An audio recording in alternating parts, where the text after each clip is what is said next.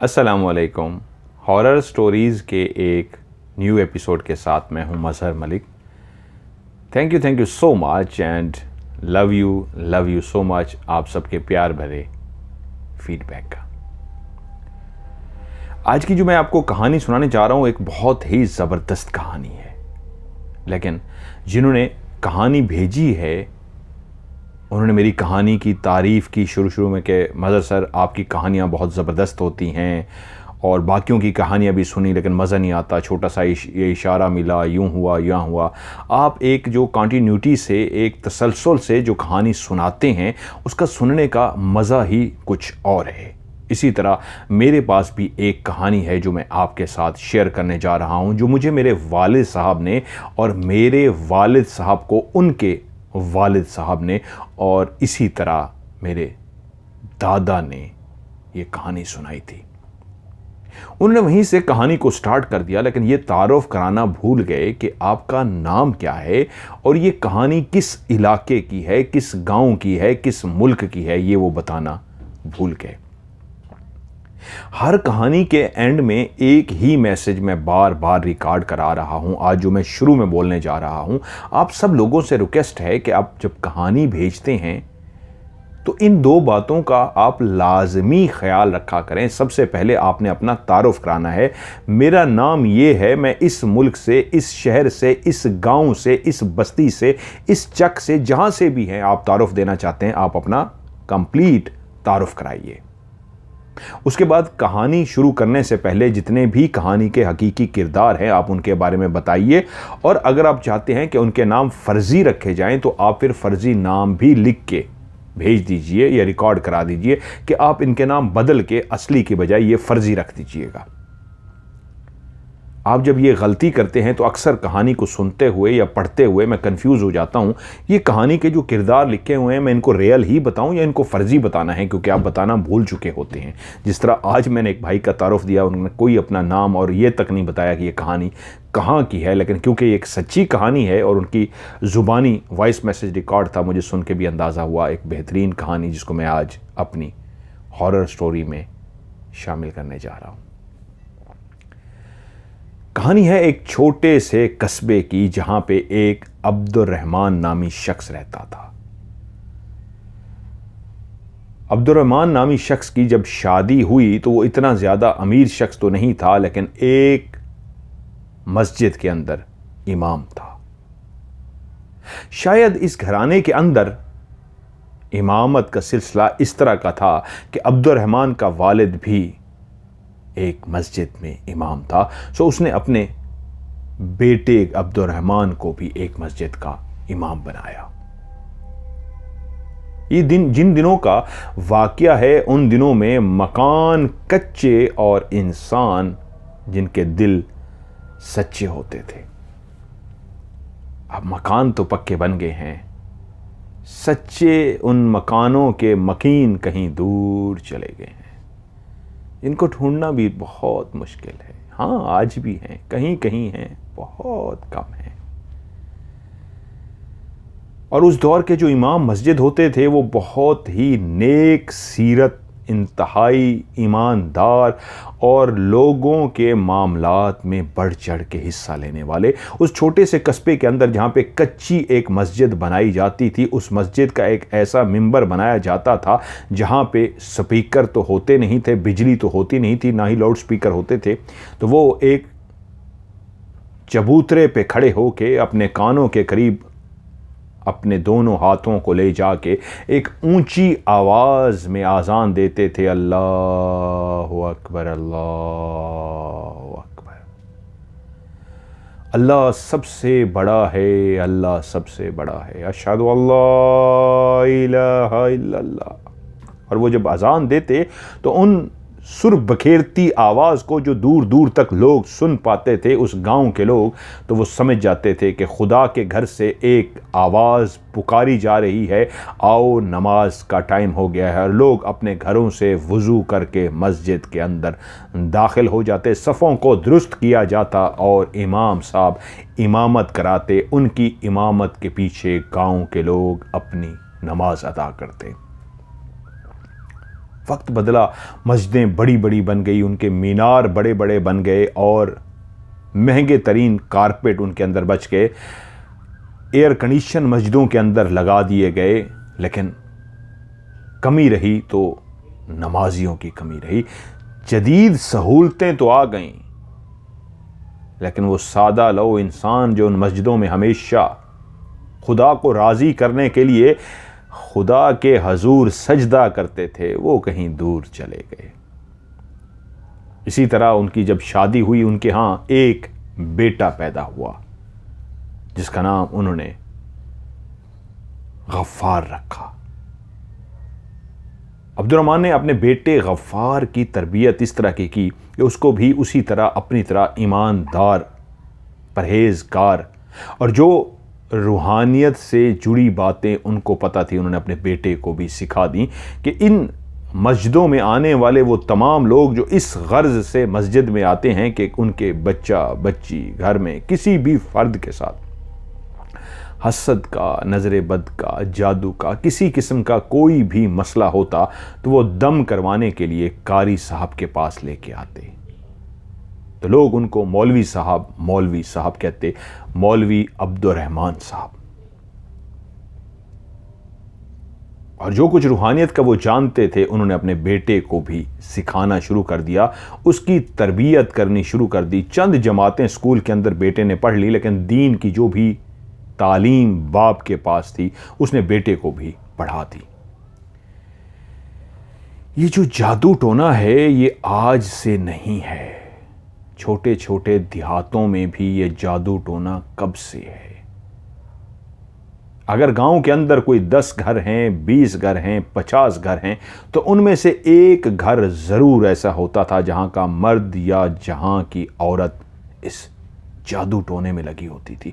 कोई मर्द होता था तो जादू टोना इस तरह सीखने की कोशिश करता था, कहीं से कोई पुरानी किताब हाथ लग जाए, कहीं से कोई उस्ताद मिल जाए रहनुमाई करने के लिए, या कोई औरत किसी औरत से बहुत कुछ सीख लेती, किसी पीर बाबा के आगे अपनी इज्जत लुटा के बहुत कुछ सीख के आ जाती और कोई भी कदम उठाने को तैयार हो जाती। जो औरत अपनी इज्जत तक लौटा आती तो उसकी नज़र में काला सिफली कोई भी वो जादू करने को तैयार हो जाती। तो उस दौर में भी लोग जादू करते थे, लेकिन हकीकत में जो जादू था उसी ही दौर में था। आज आपको जगह जगह पे पीर, बहुत बड़े आमिल, बहुत बड़े ऐसे बाबे नजर आएंगे जो जादुओं का इलाज करते नजर आएंगे। ये सब फ्रॉड हैं। हकीकत में जो जादू था उसी दौर में था, उस कच्चे से दौर में जहां पे इंसानों के दिलों में मोहब्बत थी, मकान कच्चे थे, और जो इस जादू की तरफ जाता था हकीकत में वो जादू करता भी था। वो 41 रातें बैठ के चिल्ला भी करता था, चाहे वो मर्द हो या औरत, और वो हकीकत में जादू करते थे। आज जादू के नाम पे लोगों को बहकाया जा रहा है, और वो दौर हकीकत में जादू का दौर था। यूं अब्दुर्रहमान का बेटा गफ्फार आहिस्ता आहिस्ता मौलवी गफ्फार कहलाने लगा।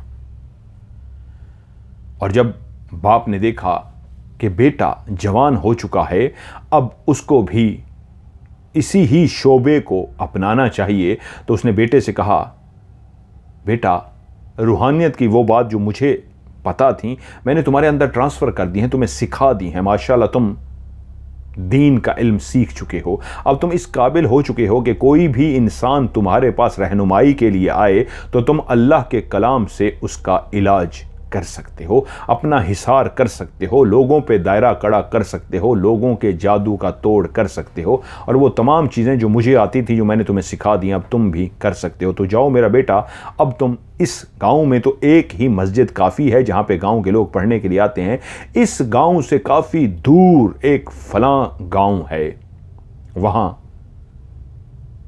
मेरे एक दोस्त रहते हैं, उनका मुझे पैगाम पहुंचा है कि हमारी एक मस्जिद जो बनाई गई है उसके लिए एक इमाम की ज़रूरत है। तो उन्होंने मुझसे रब्ता किया है, तो मैंने उनसे यही कहा है, मेरा बेटा अब जवान हो चुका है, वो इमामत करा सकता है, तो मेरा बेटे तुम रवाना हो जाओ। और यूं मौलवी गफ्फार अपने गांव से दूर उस गांव के अंदर रवाना हो गया।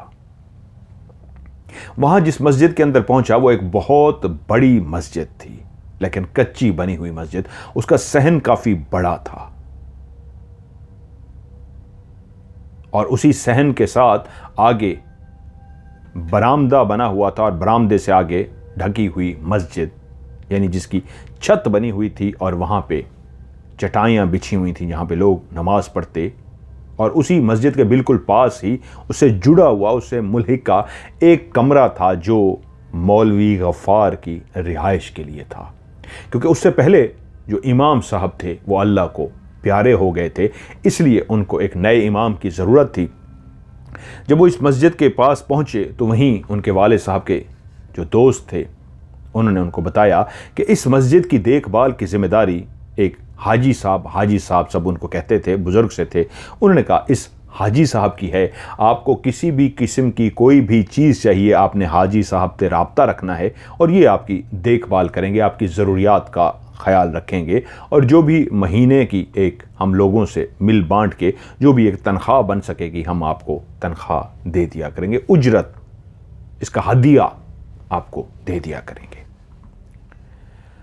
हाजी साहब से जब मौलवी गफ़ार मिला तो एक बुजुर्ग से बंदे थे, सफ़ेद उनकी दाढ़ी थी और बहुत ही नेक शख्स नज़र आते थे। सब उनको हाजी साहब कहते थे, तो मौलवी गफ़ार ने भी उनको हाजी साहब कहना शुरू कर दिया। हाजी साहब ने उससे बैग लेने की कोशिश की तो गफ़ार ने कहा नहीं, मैं जवान हूँ, मैं अपना वज़न खुद उठा सकता हूँ। वो उसको लेके गए, उस मस्जिद के अंदर दाखिल हुए तो उसने देखा खड़े होके एक बड़ी सी मस्जिद जिसके दरवाजे से वो दाखिल हुआ, कच्ची उसकी दीवारें थी लेकिन माशाअल्लाह गांव वालों ने बहुत बड़ी मस्जिद बना रखी थी। सामने उसका सहन था और अंदर आगे मस्जिद थी और उसे मुल्हिका एक कच्चा सा बड़ा सा कमरा जो उसको दिखा दिया गया कि ये तुम्हारी रिहाइश के लिए है। ये वो दौर था जब लोग वॉशरूम वगैरह अपने घरों में नहीं बनाते थे, दूर दराज खेतों में जाते थे, तो उस मस्जिद में भी कोई ऐसा वॉशरूम नहीं था, मौलवी गफ़ार को खेतों में जाना पड़ता। वहीं पे एक चीज जो मौलवी गफ़ार ने देखी उसी मस्जिद के अंदर, वो थी एक बहुत बड़ा कटा हुआ दरख्त पड़ा था। इतना बड़ा दरख्त उसने पहले जिंदगी में नहीं देखा था। वो इतना बड़ा था कि उसको देख के हैरान रह गया कि अगर उसको 50 से 60 लोग भी उस जगह से हिलाने की कोशिश करते तो उसको कभी भी ना हिला सकते। इस दरख्त की एक खास बात यह भी थी कि जब मौलवी गफ़ार इस दरख्त के करीब गया तो उसने देखा उसका एक हिस्सा इस अंदाज में काटा गया था कि वो अंदर से बिल्कुल खोखला था। इस अंदाज का खोखला कि अगर कोई इंसान उस दरख्त के अंदर घुसना चाहे तो आराम से उस दरख्त के अंदर भी घुस सकता है। लेकिन वो खड़ा दूर से देख रहा था, चलते चलते उस दरख्त के करीब आया कि ये कितना मोटा तना होगा अपने वक्त का दरख्त का। आज भी कई दरख्त ऐसे इस दुनिया में मौजूद हैं जो देखने में ऐसे लगता है जैसे 3 से 4 दरख्त इकट्ठे हो गए हों। मैंने भी अपनी आंखों में देख के हैरान हुआ हूं और उनके इर्द गिर्द चक्कर लगा के देखा है तो मुझे अंदाज़ा हुआ कि मैंने इतना बड़ा मोटा दरख्त ज़िंदगी में नहीं देखा। वो इतना मोटा होता है कि अगर उसके बीच में जगह बना दी जाए तो एक मोटा तगड़ा इंसान आराम से उसके अंदर ना सिर्फ खड़ा हो सकता है बल्कि खड़े होने के बावजूद भी जगह बचेगी, जिससे अंदाज़ा लगाइए वो कितना मोटा गहरा दरख्त होगा। ऐसा ही दरख्त उस मस्जिद के अंदर पड़ा हुआ था, जब कभी वो इसी जगह पे ज़रूर होगा और वो बेचैन था कि इस दरख्त के बारे में किसी से मालूमात हासिल कर सके। तो उस दरख्त के बारे में जो उसको मालूमात मिली वो इस हद तक थी कि हाँ, ये एक बहुत गहरा, बहुत बड़ा इस तरह का दरख्त था जिसका तना नीचे से इतना फैला हुआ और मोटा था कि इसका डर था कि ये कभी मस्जिद के ऊपर ना गिर पड़े। इसका झुकाव मस्जिद की तरफ जा रहा था तो इसको बड़ी मुश्किलों से काफ़ी लोगों ने मिल के काट दिया है। अब दोनों सिरों से उसको काट दिया गया था, सिर्फ उसका गोल सा हिस्सा वहीं मस्जिद के दूर की दीवार के पास तो पड़ा था। लेकिन हैरत अंगेज बात यह थी कि उसके अंदर इतना वो मोटा था कि इतनी जगह थी कि कोई अगर आराम से उसके अंदर जाके सोना चाहता तो उस दरख्त के अंदर जाके सो जाता और किसी को पता भी ना लगता कि उस दरख्त के अंदर कोई सोया हुआ है। मौलवी गफ्फार ने पूछा तो इसको यहां से हटाया क्यों नहीं गया? तो उन्होंने कहा 50-60 लोगों ने मिलकर कोशिश की थी कि इस दरख्त को यहां से हटा सकें, लेकिन वो इसको यहां से हटा नहीं सके। तो यही फैसला किया गया, पड़ा रहे, पैसे भी तो बहुत जगह है तो कोई बात नहीं, पड़ा रहे। लेकिन क्योंकि मौलवी गफ्फार ने पहली दफ़ा इतना बड़ा दरख्त देखा था और इस तरह कटा हुआ, इसलिए वो हैरान था। मस्जिद में लोग उससे मिलने के लिए आते रहे, उससे मिलते रहे, उसके हुस्न अखलाक से मुतासर होते रहे और लोगों को मौलवी गफ्फार बहुत अच्छा लगा है। एक ऐसा नौजवान जो बढ़ चढ़ के सबकी मदद करता था, उसके अंदर उसके वालदैन की तरबियत की झलक नज़र आती थी कि वालदैन यकीनन किसी नेक फैमिली से थे जिन्होंने अपने बच्चे को इतना फरमाबरदार और नेक बनाया था। बहुत जल्द ही गाँव के तमाम लोगों के अंदर मौलवी गफ्फार एक मकबूल शख्स बन गया, लेकिन सब उसको मौलवी गफ्फार के नाम से पुकारते। वो नौजवान तहज्जुद की नमाज पढ़ता और कुछ देर सो जाता, फिर उसके बाद उठता, सुबह की नमाज पढ़ाता और फिर सारा दिन लोगों का आना जाना मस्जिद के अंदर लगा रहता। और वो पांचों वक्त वहीं पे ना सिर्फ नमाज के टाइम पे मौजूद होता, बल्कि वो खुद ही एक ऐसा शख्स था जो चबूतरे पे खड़े होके ऊंची आवाज़ में अजान देता और अजान की सदा जब दूर दूर तक जाती तो वो गांव के लोग नमाज पढ़ने के लिए उस मस्जिद में आ जाते। अभी तक सब कुछ नॉर्मल था, उसको आए हुए कुछ महीने हो गए थे, सब कुछ बेहतरीन था। तकरीबन उसको 6 से 8 महीने इस मस्जिद में हो चुके थे और वो गांव के हर फर्द से वाकिफ हो चुका था। एक रात इशा की उसने नमाज पढ़ाई और नमाज पढ़ाने के बाद वो जाकर अपने हुजरे में सो गया। जब वो नींद से बेदार हुआ तो उसने तहज्जुद की नमाज पढ़नी थी। वो अपने हुजरे से बाहर निकला ताकि वुजू कर सके। वो चाहे वहां पे एक मिट्टी की जो एक टैंकी सी या एक बर्तन सा जो रखा गया था जिसके अंदर पानी होता था, उस बर्तन के पास जब वो पहुंचा वुजू करने के लिए कि उसमें से पानी भर सके, तो एकदम से उसकी निगाह पड़ी कि वो दूर सहन से थोड़े ही फासले पे वो बड़ा सा, गहरा सा, मोटा सा, भारी भरकम सा जो दरख्त पड़ा होता था, वो दरख्त नहीं पड़ा हुआ। ये एक रात का टाइम था, अंधेरे का टाइम था, क्योंकि तहज्जुद की जो नमाज होती है वो गुप अंधेरे में होती है और फजर की नमाज के बाद सूरज की रोशनी बाहर निकलती है। तो वो हैरान खड़ा देख रहा था। उसने कहा शायद मेरा वहम है या क्या मामला है। खैर उसने वुजू किया, तहज्जुद की नमाज पढ़ी और तहज्जुद की नमाज पढ़ के मस्जिद में ही कुछ देर के लिए लेट गया कि दोबारा उठ के मैं फजर की नमाज की अजान दूंगा और उसके बाद नमाज पढ़ाऊंगा। और जब वो मस्जिद में सो के उठा, अजान देने के लिए बाहर निकला, तो वो देखता है कि दरख्त अपनी जगह पे मौजूद है। वो इस बात पे हैरान हुआ कि क्या रात को मेरा वहम था, मैंने देखा था दरख्त इस जगह पे नहीं है, लेकिन अब तो दरख्त अपनी जगह पे मौजूद है। खैर सारा दिन गुजर गया। अगली रात फिर से उसी तरह जब तहज्जुद की नमाज के लिए वो उठा तो उसकी निगाह पहली निगाह उसी दरख्त की तरफ गई, तो दरख्त अपनी जगह पे मौजूद नहीं था। उसने आंखों को मला, दूसरी दफा कैसे हो सकता है मेरा वहम हो, क्या मैं हकीकत में ख्वाब देख रहा हूं या वाकई दरख्त यहां पे मौजूद नहीं है। कुछ देर खड़ा देखता रहा, लेकिन वो दरख्त भारी भरकम जिसको 50-60 लोग भी नहीं हिला सकते थे, अपनी जगह पे मौजूद नहीं था।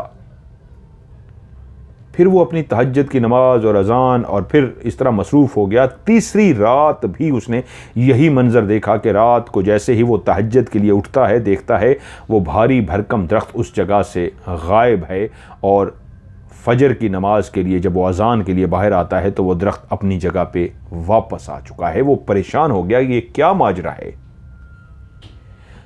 3 रातें मुसलसल जब वो ये देखता रहा तो उसके दिल में एक ख्वाहिश पैदा हुई, ये मेरा वहम नहीं हो सकता, दरख्त को मैं मुसलसल गायब होते देख रहा हूं। आज रात मैं एक फिर से कोशिश करता हूं, क्या वाकई मेरा वहम है जिसको इतने लोग नहीं हिला सकते? क्रेन तो उस दौर में थी ही नहीं, इंसान थे, हाथों से काम करते थे, तो ये कैसे पॉसिबल है दरख्त गायब हो जाता है? मैं आज रात को गौर करूंगा, कहीं मैं नींद में ख्वाब तो नहीं देखता। आज रात को वो उठा, और जब उठा तो उसने अपने आप को चींटियां काटी, इस तरह कि मैं जाग चुका हूं या कोई ख्वाब देख रहा हूं। पूरा यकीन होने के बाद कि मैं जाग चुका हूं, तब वो दरख्त के देखने के लिए बाहर निकला। वाकई दरख्त मौजूद नहीं था। वो खड़ा काफ़ी देर तक खड़ा दरख्त को वहीं देखता रहा, और जब दरख्त को वो ना देख सका तो चलता हुआ बाकायदा उस जगह पे पहुंच गया जहां पे दरख्त पड़ा होता था, कि देखूं मेरी शायद आंखों का धोखा हो, दरख्त पड़ा हो, मुझे नजर ना आ रहा हो। वहां पे जाके उसने देखा तो वहां पे दरख्त नहीं था। अब यकीन हो गया था दरख्त अपनी जगह पे मौजूद नहीं। और उसी तरह जब फजर की अजान के लिए वो बाहर निकला तो दरख्त अपनी जगह पे, सेम उसी जगह पे वापस आ चुका था। सारा दिन वो सोचता रहा, अब तो वहम नहीं, यकीन हो गया है दरख्त उस जगह पे मौजूद नहीं होता तो मैं क्या करूं? क्या रात को जाग के छुप के देखने की कोशिश करूं कि ये दरख्त आखिर जाता कहां है? और उसी रात वो सोया नहीं, जागता रहा, और अपने उस हुजरे की खिड़की से बाहर छुप के झांकता रहा कि उसकी आंखों ने एक भयानक मंजर देखा कि रात के अंधेरे में बाहर का दरवाज़ा खुला और दो औरतें, जिनकी शक्लें इंतहाई खौफनाक थी, वो बिल्कुल इंसानों की तरह इंसान ही थीं, लेकिन उनकी आंखें लाल सुर्ख थीं, उनके बाल बिखरे हुए थे, और शक्लों से ऐसे लगता था जैसे हों तो वो इंसान, लेकिन उनकी शक्लें चुड़ैल की तरह खौफनाक हो चुकी थी। वो दोनों औरतें चलती हुई आईं उसी दरख्त के पास, और एक औरत दरख्त के एक सिरे पे बैठ गई और दूसरी औरत दरख्त के दूसरे कोने पे बैठ गई, और वो इस अंदाज में बैठी कि उन दोनों के मुंह आमने सामने थे, जैसे कोई झूला झूलने के लिए बैठता है, दोनों टांगे लेफ्ट राइट करके, दरमियान में वो दरख्त था और एक दूसरे की तरफ वो दोनों मुंह करके बैठी थी। तभी उसने देखा कि वो दोनों जैसे ही उस दरख्त के ऊपर आमने सामने मुंह करके बैठ गईं तो उन्होंने आंखें बंद की। वो लाल सुर्ख चमकती हुई, दहकती हुई, आग बखेरती हुई आंखें उन्होंने बंद की। तो उसके बाद कुछ उन्होंने ऐसा पढ़ना शुरू कर दिया जिसकी वो आवाज़ सुन नहीं पा रहा था, लेकिन देख पा रहा था कि कुछ आंखें बंद किए वो पढ़ती जा रही हैं, पढ़ती जा रही हैं। उन्होंने कुछ सेकंड ही पढ़ा था कि उसकी आंखों ने देखा वो दरख्त अपनी जगह से हिला, और उसके बाद आहिस्ता आहिस्ता आहिस्ता ऊपर उठना शुरू हो गया। इतना ऊपर उठ गया कि उसकी आंखों ने देखा कि उसके बाद वो दरख्त मस्जिद से बाहर चला गया। उसकी दिल की धड़कन बहुत तेज थी, वह बहुत घबराया हुआ था, वह बहुत डरा हुआ था। यह ख्वाब नहीं था, यह हकीकत थी। उसने दो इंसान नुमा चुड़ैलों को देखा, चाहे दो दरख्त के ऊपर बैठ के दरख्त को ले गई थी।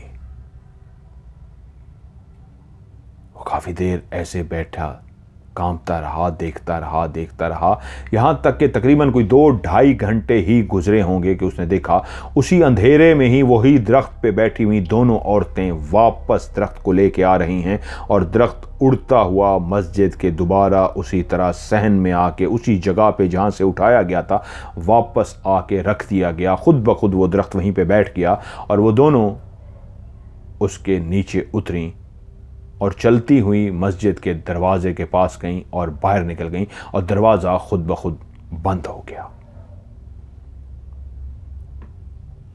यह एक ऐसा खौफनाक और एक ऐसा भयानक मंजर था कि जो कोई भी इंसान देखता तो शदीद डर जाता। वो एक नौजवान था, रूहानियत से उसका ताल्लुक़ था, बाप ने उसको रूहानियत सिखाई थी, लेकिन इतना भी बहादुर नहीं था कि इस अंदाज में पहली दफ़ा मंजर देख रहा था, इसलिए वो डर गया। लेकिन उठा, अपनी इबादत की, तहज्जुद पढ़ी, नमाज पढ़ी, फजर की नमाज पढ़ी, सारा दिन सोचता रहा ये मैंने क्या मंजर देखा है। वो जो दरख्त 4 दिन मुसलसल गायब होता रहा, जो मुसलसल गायब होता है, वो औरतें लेके जाती हैं जो चुड़ैल नुमा इंसानी औरतें हैं, लेकिन कहाँ लेके जाती हैं, ये दरख्त कहाँ जाता है? ऐसे कई सवालात उसके दिमाग में उलझते रहे। मुझे क्या करना चाहिए? हाँ, एक हल तो ज़रूर है मेरे पास जो मैं कर सकता हूं कि अगर इस दरख्त के अंदर चुपके से मैं जाकर छुप जाऊं, उन दोनों औरतों को पता तक भी नहीं लगेगा कि मैं इसके अंदर छुपा हुआ हूं, फिर मैं ज़रूर देख सकता हूं कि वो इस दरख्त को लेकर कहां जाती हैं। और आखिरकार रात होते होते वो फैसला कर चुका था कि हाँ, मैं इस दरख्त के अंदर छुपूंगा और देखने की कोशिश करूंगा कि ये इस दरख्त को कहां लेकर जाती हैं। टाइम वो जान चुका था कि किस टाइम को वो आती हैं, क्योंकि दूसरी रात भी उसने देख लिया था, सेम उसी तरह वो औरतें आई थीं और दरख्त को लेके गई थी। जब 2 रातें उसने देख ली तो उसको पता लग गया कि ये रोज़ इसी तरह यही 2 औरतें ही हैं जो दरख्त को लेके जाती हैं, जिसको पिछले 4 दिन में गायब होता देख चुका हूं। और उस रात वो चलता हुआ गया और उसी दरख्त के अंदर इस अंदाज में घुसना शुरू हो गया कि बिल्कुल उसके दरमियान में जाके लेट गया। अब कोई भी नहीं जानता था कि इस दरख्त के अंदर कोई इंसान लेटा है, क्योंकि उसके दोनों सिरे इस अंदाज में काटे गए थे कि हवा, वेंटिलेशन दोनों सिरों पे थी, यानी दोनों सिरों पे ही सुराख था। वो दोनों सिरों से बाहर निकल सकता था, जहां से गुस्सा था दूसरे सिरे से भी बाहर निकल सकता था। जब तक कोई अंदर झांक के ना देखे आपको नहीं पता लगेगा कि कोई उसके अंदर लेटा हुआ है। इतना बड़ा दरख्त था। और जब उसको अंदाजा हुआ कि वो टाइम हो चुका है, रात का हर तरफ अंधेरा था, एक झींगड़ था जो मुसलसल शोर मचा के इस बात का एहसास दिला रहा था कि सोते रहना, अभी रात है। हर तरफ खामोशी थी कि इसके कानों ने मस्जिद के दरवाजे को खुलने की आवाज़ सुनी। वो जो 2 दरवाजे लगे हुए थे ठा करके खुले तो वो समझ गया दोनों भयानक शहरों वाली वो औरतें अंदर दाखिल हो चुकी हैं। और वो चलती हुई आई होंगी, यकीनन उस दरख्त के ऊपर बैठ गई होंगी। वो इमेजिनेशन में, वो ख्यालों में, वो तसव्वुर में सोच रहा था, क्योंकि वो उनको बैठते हुए देख नहीं सकता था। और वो इतना भारी भरकम दरख्त था कि अगर कोई 2 औरतें बैठेंगी भी सही तो एहसास तक नहीं होगा कि इसके ऊपर कोई बैठा है। लेकिन तब उसको एहसास हुआ थोड़ी देर के बाद कि दरख्त अपनी जगह से हिला है और उसके बाद दरख्त ऊपर उठना शुरू हो गया है। दरख्त आहिस्ता आहिस्ता ऊपर उठ रहा था और जैसे ही दरख्त इतना ऊपर उठ गया कि उसको एहसास हुआ कि वो मस्जिद की छत से काफ़ी ऊंचा हो गया है, तो उसके बाद दरख्त की स्पीड इतनी तेज़ हो गई, इतनी तेज़ हो गई कि वो सोच भी नहीं सकता था कि वो भारी भरकम दरख्त इतनी तेज़ी के साथ उड़ता हुआ जाएगा, क्योंकि 15 से 20 मिनट का वो सफ़र था जो उस दरख्त ने तय किया था उड़ते हुए। लेकिन इस 15 से 20 मिनट के दौरान कई दफ़ा दिन हुआ, कई दफ़ा रात हुई, कई दफ़ा सूरज निकला, कई दफ़ा गरूब हो गया।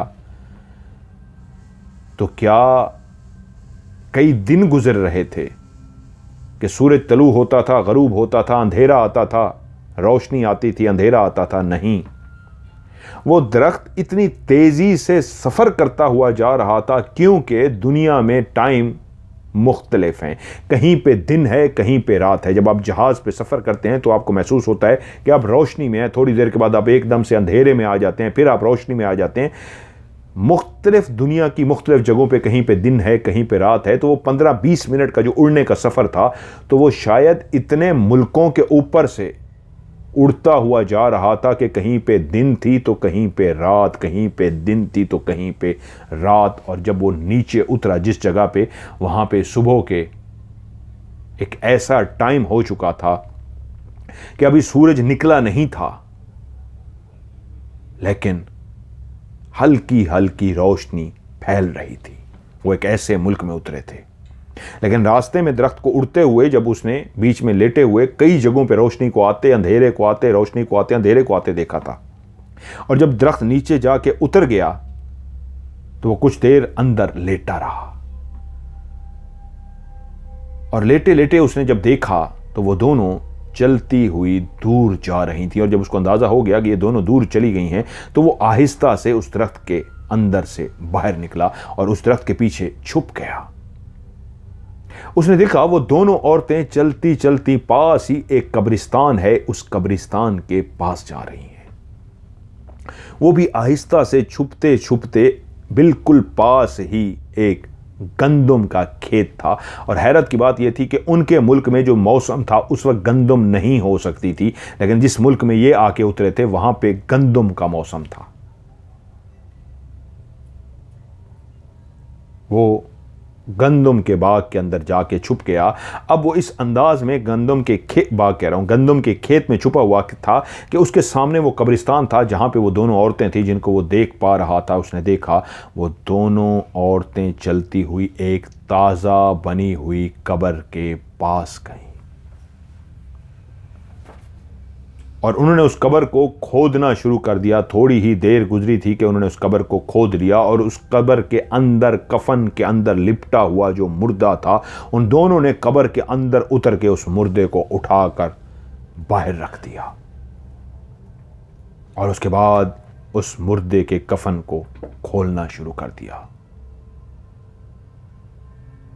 वो उस मुर्दे के कब्र को खोल रही थी और वो गंदम के खेत से छुपा देख रहा था कि वो एक इंसान का, एक मर्द का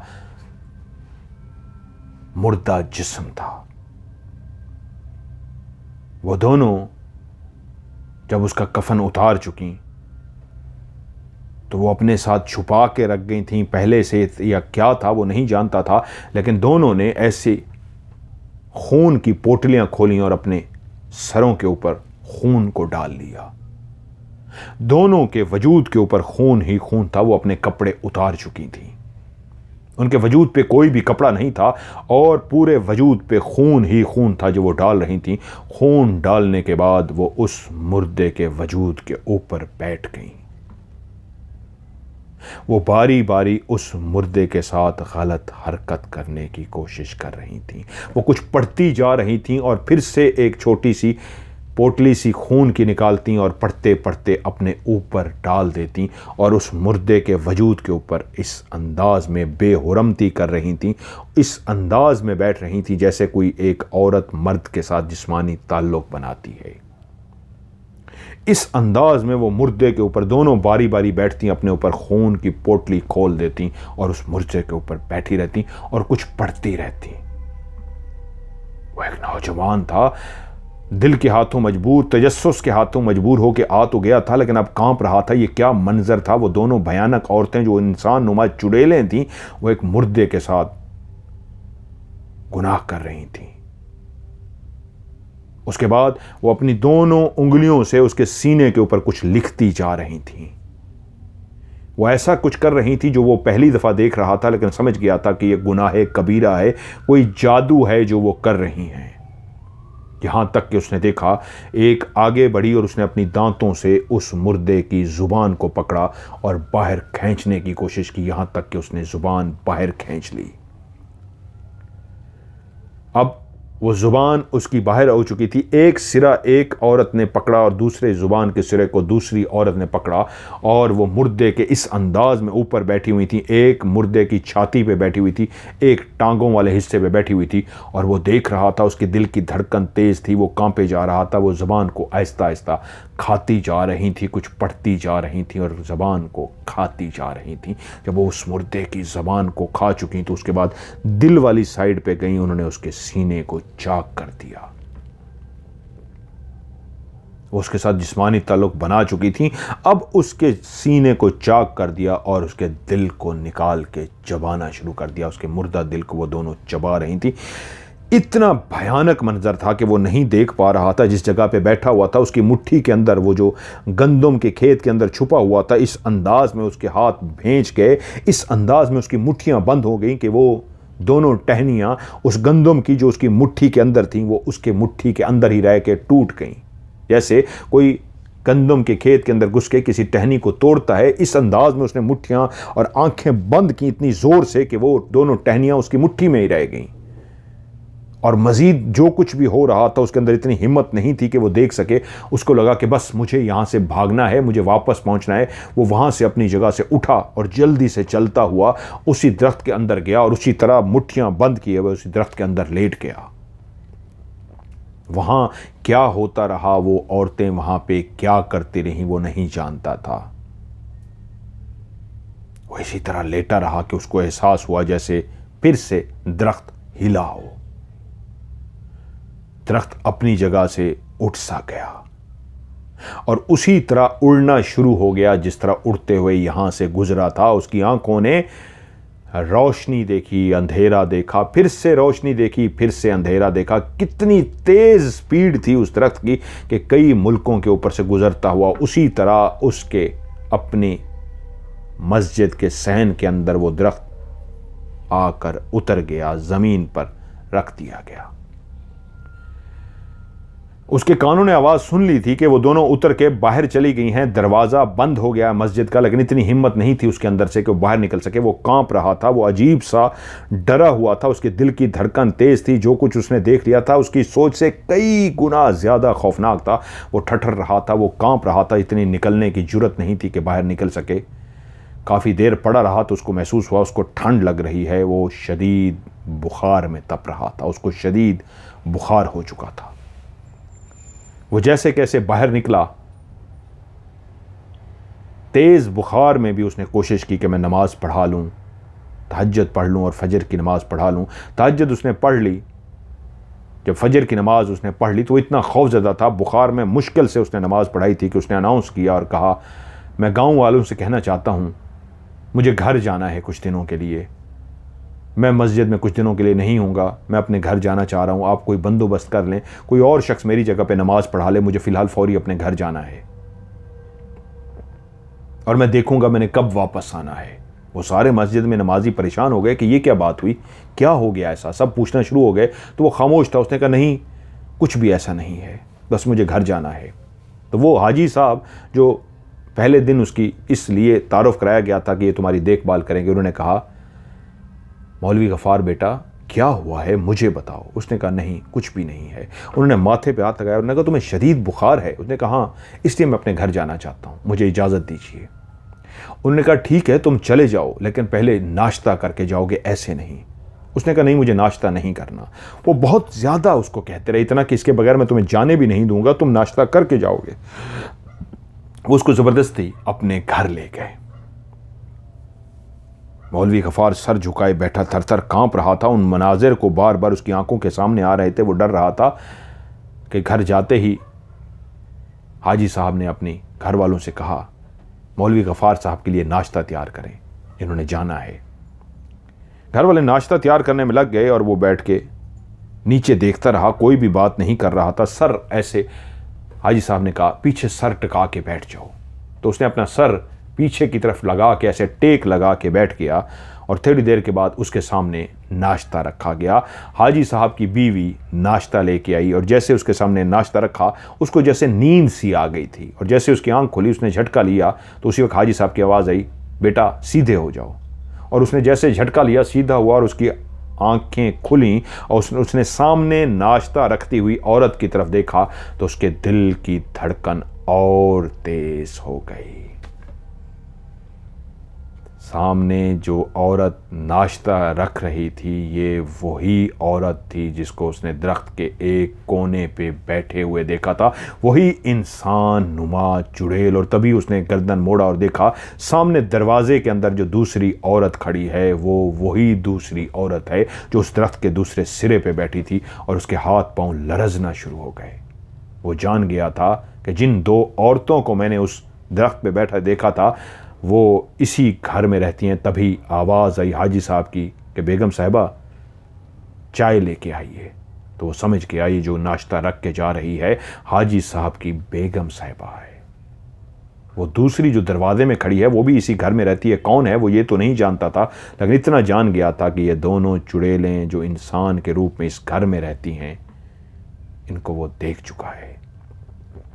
हाजी साहब ने बहुत मिन्नतें की, नाश्ता कर लो, लेकिन उसके अंदर अब हिम्मत ही नहीं थी नाश्ता करने की। इतना ज़्यादा मिन्नतें करने के बावजूद उसने मुश्किल से जहर मार के एक लुकमा लिया कि मेरी तबीयत ख़राब है, मैं नहीं खा पा रहा, मुझे जल्दी से घर जाना है।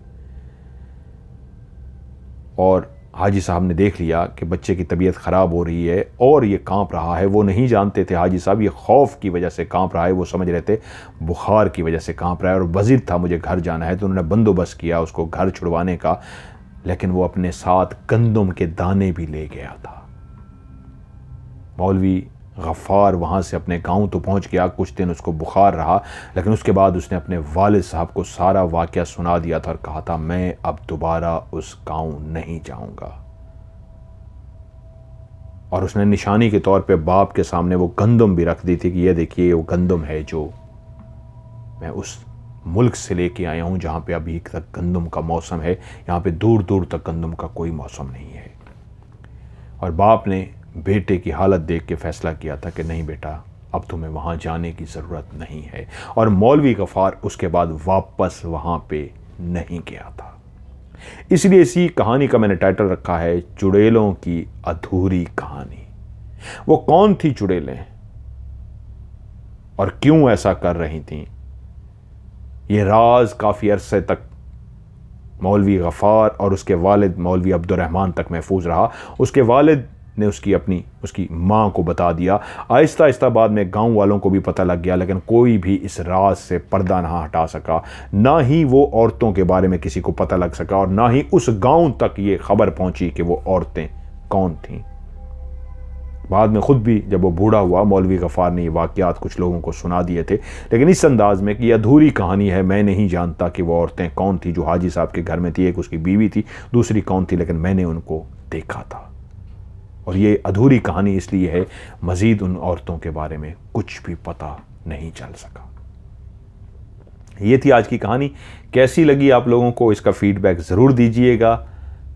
अब मेरी राय का अगर पूछेंगे तो मैं भी इसके बारे में कुछ नहीं कह सकूँगा कि वो कौन थी या क्या थी। मैं अपनी राय ज़रूर कायम कर सकता हूँ उनके बारे में, लेकिन वो एक राय होगी, वो हकीकत पर मबनी नहीं होगी। जिस तरह कोई भी अपनी राय देता है तो वो राय होगी। लेकिन इतना ज़रूर याद रखिएगा, जो उन्होंने अमल सर अंजाम दिया था एक मुर्दे के साथ, जो उन्होंने बेहुरमती की थी, ये काला जादू किया था। और ये औरतें अमूमन शक्ति हासिल करने के लिए, औलाद हासिल करने के लिए, जादूगरनी बनने के लिए, चुड़ैल बनने के लिए ये एक काला जादू करती हैं। वो काला जादू कर रही थी, इसलिए आप उनको चुड़ैलें कह सकते हैं। वो इंसान तो थी लेकिन चुड़ैलें बनने जा रही थी। उसके बाद उनका क्या हुआ, क्या वो चुड़ैलें बन गईं, क्या वो अपने उस जादू में कामयाब हो गईं, इसका किसी को नहीं पता। तो आज जिस तरह मैंने शुरू में कहा, आप लोग ये गलती मत कीजिएगा। अगर आप लोग भी चाहते हैं कि आपकी कहानी प्रोग्राम का हिस्सा बने, तो अपना नाम, शहर का नाम, मुल्क का नाम, कहानी के जितने भी किरदार हैं सब के सब आप रियल बताया करें। और अगर आप फ़र्ज़ी चाहते हैं तो फ़र्ज़ी नाम भी लिख दिया करें। और आज की इस स्टोरी को भी लाइक ज़रूर कीजिएगा, दोस्तों के साथ शेयर ज़रूर कीजिएगा। और आप जब इसको भेजने लगें, इस कहानी को जो आप लिख के भेजना चाहते हैं या वॉइस मैसेज व्हाट्सएप पे रिकॉर्ड करके भेजना चाहते हैं, तो एंड पे आप जब लिखा हुए कहानी को भेज दें, सेंड कर दें, तो फिर एंड पे एक नया मैसेज लिखें और उसमें लिखें स्टोरी, STORY। और आप व्हाट्सएप का नंबर जिस पे आपने भेजना है +92 313 665 5550। मैं रिपीट करता हूँ, +92 313 6655500। इसको उर्दू में पढ़ेंगे +92 3136655550। आज की हॉरर स्टोरी से मदर मलिक को दीजिए इजाज़त। अपना ढेर सारा ख्याल रखिएगा। खुदा हाफिज़।